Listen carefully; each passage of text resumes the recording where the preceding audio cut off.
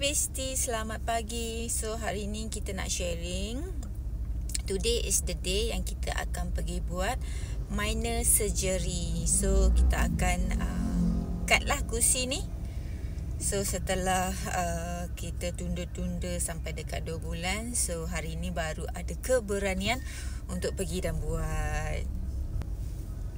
And by the way, Gami surgery ni bukan surgery sangat lah. Dia just macam how should I say, dia akan potong sikit macam tu, and then akan take like a few day lah. Diorang cakap few day lah untuk recover. So first day kita nak buat ni, dia kata akan sakit sikit segala bagai. So kena breakfast siap-siap. And by the way, Marina punya breakfast just coffee je, tapi diorang suruh makan sesuatu. Tak tahu nak makan apa. Sekejap lagi sampai dekat Queen City Mall, baru kita fikirlah nak makan apa dekat situ.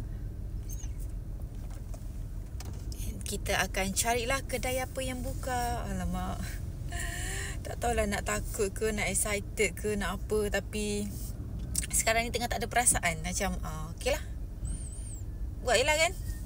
Buat je. Macam tak tahu nak cakap. Orang lain takut. Budak-budak kat tempat kerja semalam yang tolong takutkan bagi pihak saya. Dia orang yang seria lah, nyilu lah apa. Saya cakap okey kot, okey lah, macam tu. By the way, Marina rasa insya-Allah tak ada apa-apa kot. Mungkin kot. Tak ada apa-apa lah. Rasa macam just potong sikit je kan. Jadi tengoklah macam mana sampai kat klinik tu. Kita akan ada rasa nervous ke apa ke. Just follow the flow je. Sekarang kita dalam perjalanan nak pergi kat klinik tu. Okey lah, nanti apa-apa kita akan share dengan korang lah kejadian dan kesudahannya. Sekarang kita dah sampai, so tunggulah. Sekejap lagi kita masuk dalam. No nervous, excited. Bestie, kita baru je settle keluar daripada klinik untuk like potong gusi tu kan. Jadi mulut tengah kebas. Nanti Marina akan show sebelum dan selepas. And luckily the girl there, diorang buat video and ambil gambar. So nice of them.